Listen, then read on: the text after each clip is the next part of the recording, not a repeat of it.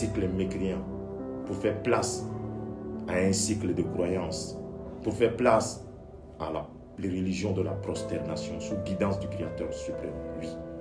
Toi, ma soeur, pour ton problème d'enfantement, subhanallah, dont tu en es l'auteur, parce que tu oublies que tu as fait beaucoup, excusez-moi du terme, d'avortement. Tu oublies que tu prenais des pilules pour ne pas tomber enceinte. Ça, tu les as oubliés. Oui. Tu oublies que tu as placé un plan pour ne pas tomber enceinte.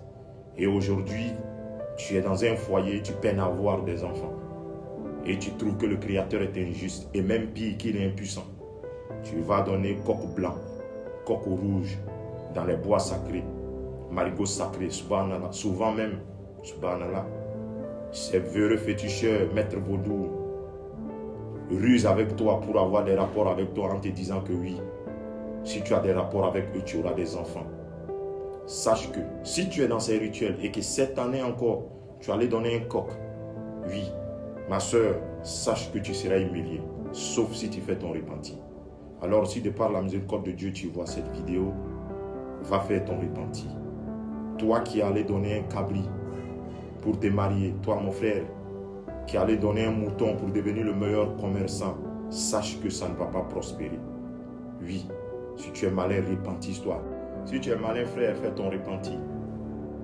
Vois-tu, monsieur le très grand transporteur, monsieur le haut cadre dirigeant, le poste que tu occupes là, c'est grâce au maître vaudou qui a écarté tous ceux qui méritent ce poste, qui a envoûté tout le monde, qui a même tué des gens pour que tu sois là où tu es.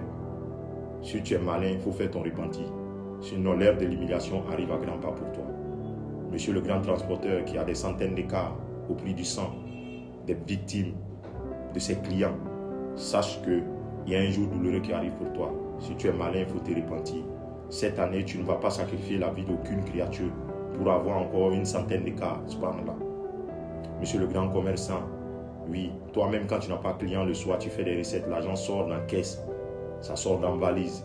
Sache que cette forme d'adoration et cette divinité falsifiée là ont chaud dans les ténèbres aujourd'hui. Et bientôt, tu seras pauvre. Si tu es malin, fais ton repenti. Toutes ces personnes, à nous tous, qui sont adossés à des gris-gris, des médicaments, des rituels, s'il vous plaît, il est temps d'arrêter. Car l'ère de la soumission est en marche. Et Dieu ne va pas blaguer avec ses créatures. Je vous le dis en toute humilité. Alors, de bon dit, il y a des pactes qui fonctionnent, oui. Les pactes qui sont en cours. Parce qu'il y a des pactes d'une décennie, de 2 décennies, d'un siècle, j'en passe. Ces pactes-là, de par la miséricorde de Dieu, d'autres vont prendre fin. Avec la volonté, bien sûr, de ces personnes qui sont auteurs de ces pactes et des divinités falsifiées. Parce que les divinités falsifiées qui sont derrière ces pactes-là, si ces divinités-là deviennent musulmanes, soumises, ces pactes ne prospèrent plus. D'où il faut convertir ces entités-là. Et donc, ce sont les pactes anciens qui vont prospérer. D'autres aussi vont s'arrêter.